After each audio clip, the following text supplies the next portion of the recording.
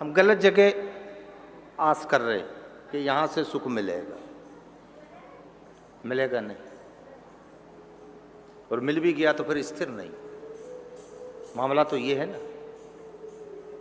अरे अपन तो चलो संतान की छोड़ दो, धन की छोड़ दो, मकान की छोड़ दो, जमीन जायदाद की छोड़ दो, वहां से सुख ना मिले वहां तक ठीक है, अपना शरीर ही अपने को सुखी नहीं करता है साहब, वही तकलीफ देता है।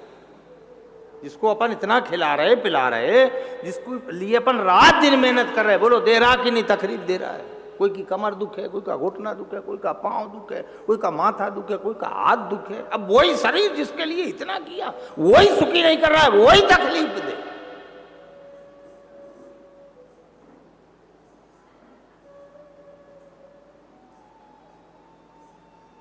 इसलिए नहीं है, बिल्कुल साहब आपसे निवेदन कर रहे हैं साहब, नहीं है। भगवान के पास बैठ जाओ साहब, वो ऐसा सुख दे देगा कि संसार के कितने बड़े भी अगर दुख आए तो वो केवल राम का एक दिया हुआ सुख समस्त दुखों के दुख को भुला देगा। इसलिए साधु संत वहां बैठते,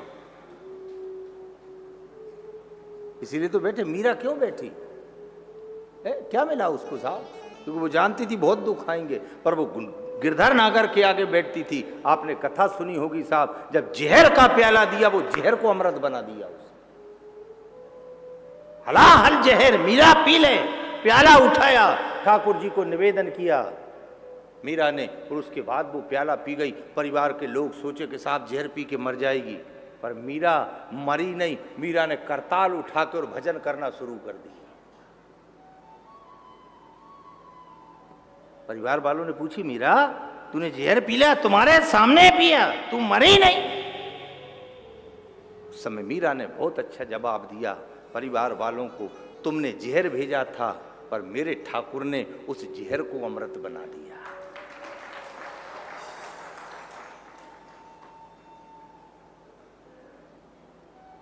इसलिए चलने दो साहब, आप थोड़ी तकलीफ होती है, बनी रहना चाहिए शरीर में। हम लोग उस कथा में निवेदन करते, थोड़ी सी तकलीफ शरीर में बनी रहना चाहिए। क्यों बनी रहना चाहिए? क्योंकि उससे भगवान की याद आती रहती है।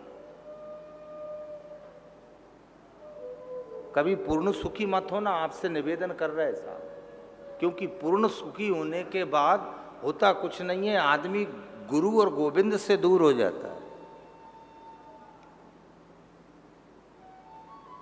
इसलिए लिखा है कि सुख के माथे सिल्ला पड़े जो नाम हृदय से जाए, बलियारी व दुख की जो पल पल राम रटाए।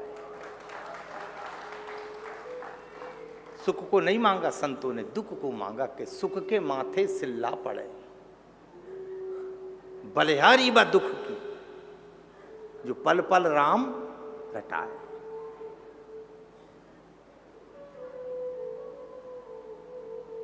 इसलिए थोड़ा कष्ट, क्योंकि लोग मिलते साहब बहुत दुखी मिलते हैं, कई बहुत दुखी है, बहुत दुखी है, पर निवेदन कर रहे ये दुख मिला है, मान लो अपना कोई पुरबला है, वो भोग रहे हैं अपन,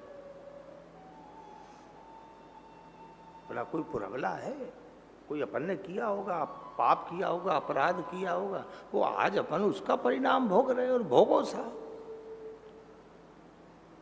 तो चलने दो बस, और भगवान से भी यही प्रार्थना करना, हे दयालु तू जो भी मेरा कर्म है, जो भी पुराना पाप है, जो भी मेरा अपराध है, तू इसी में भोगवा देना ताकि आगे नहीं भोगना पड़े। भगवान की भक्ति कोई संसार का सुख पाने के लिए थोड़ी है, कोई सिद्धि पाने के लिए थोड़ी, कोई प्रसिद्धि पाने के लिए, तो अरे बहुत अनमोल है साहब। क्या लिखा? जब तब करके स्वर्ग कमाया सो तो काम मजूरों का। महापुरुषों की वाणी तो पढ़ो साहब उठा के, जब तब करके स्वर्ग कमाया सो तो काम मजूरों का। फिर तो संतों ने कह दिया मजदूर हो गए अगर स्वर्ग पा लिया तो। ये सिद्धि पाने के लिए नहीं है, प्रसिद्धि पाने के लिए नहीं है, धन पाने के लिए नहीं है, संतान पाने के लिए नहीं है, कोई पद प्रतिष्ठा पाने के लिए नहीं है। भगवान की भक्ति अरे बहुत अनमोल है साहब, बहुत अनमोल है।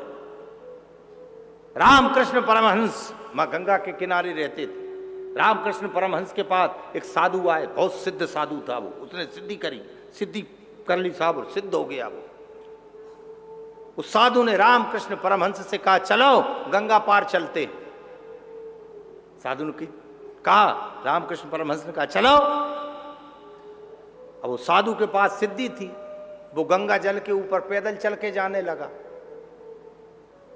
पर रामकृष्ण परमहंस किनारे पे ही खड़े रहे। कुछ देर बाद नाव आई, रामकृष्ण परमहंस नाव में बैठे, नाव से गंगा के उस पार पहुंच गए, इस किनारे से उस किनारे पे पहुंच गए। वो साधु वहां खड़ा था।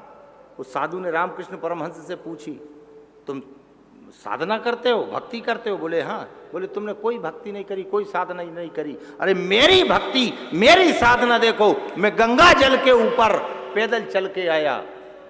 उस समय रामकृष्ण परमहंस ने कहा था, नाव में बैठ के आया, 2 रुपए लगे, 2 रुपए के काम में मैं अनमोल भक्ति बेकार नहीं करूंगा। जो काम 2 रुपए में हो सकता है, मैं 2 रुपया में गंगा पार हो गया। तूने अपने जीवन की पूरी साधना नदी को पार करने में लगा दी, अब बैतरनी को पार कैसे करेगा?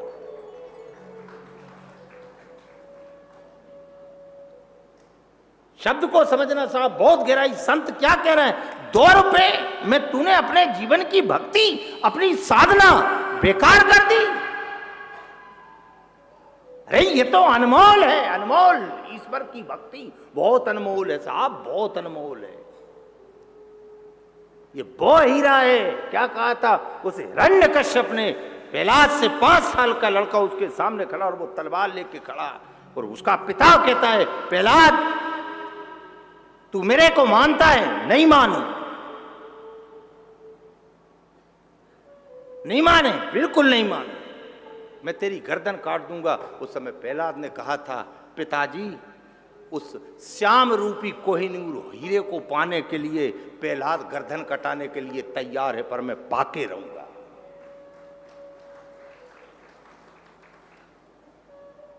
नहीं छोड़ा साहब, उसको वो ही चाहिए। भक्त को केवल भगवान चाहिए, कुछ भी नहीं चाहिए। एक पक्षी है चातक, शायद आपने पढ़ा सुना होगा।